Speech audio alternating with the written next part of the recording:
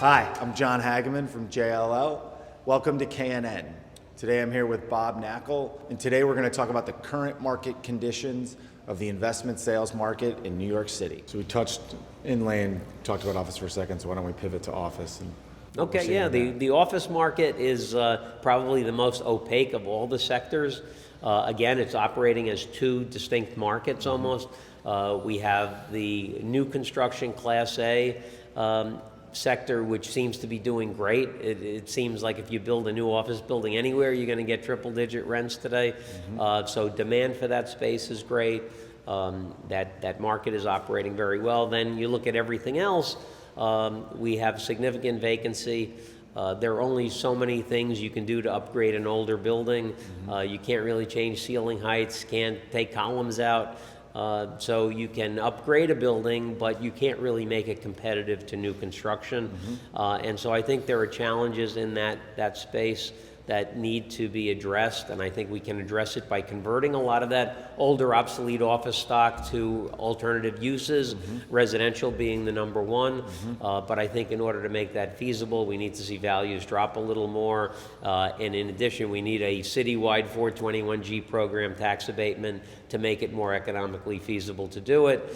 A low-income loan program, maybe to incentivize the conversion of this space. But that conversion is really important for a number of reasons. One, it would be very helpful to the housing market. We desperately need affordable housing. Every bit of legislation that has been passed over the last few years or ignored over the past few years is not adding to the supply in any way. That's exerting upward pressure on rents, making it less affordable for folks. We need more supply, and that conversion would help with the supply of housing.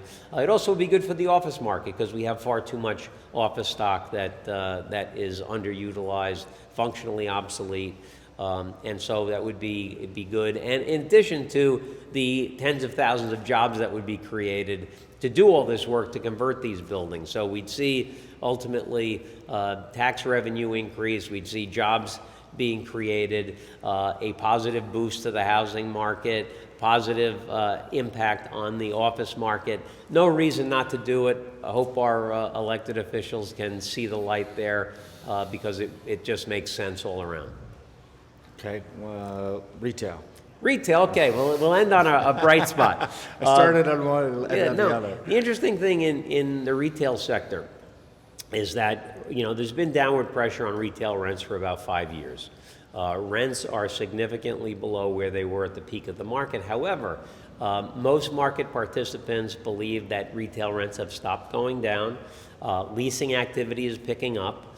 For the first time in 4 or 5 years, we're getting calls from investors who want to buy retail, which is a nice change. Haven't gotten those calls in such a long time, but now people say, well, what retail do you have? I'm interested in buying retail because the perception is there's very little downside in retail today. Nobody really believes rents are going to go down any further.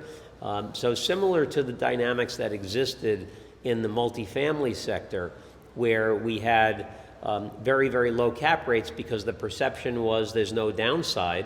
Rent-regulated rents can't fall. They only can go up, or at least they used to be able to only go up. And so cap rates were always very low. So today you have the same kind of situation relative to retail where there's very, very little perceived downside in retail properties, but yet your cap rate, you can get a 6 cap or a 7 cap today in some cases. And that's a very compelling risk-return trade-off given the lack of downside in those properties. So all in all, very, very interesting market. Different property types are performing and reacting very differently, and it'll be interesting to see how it plays out for the rest of the year.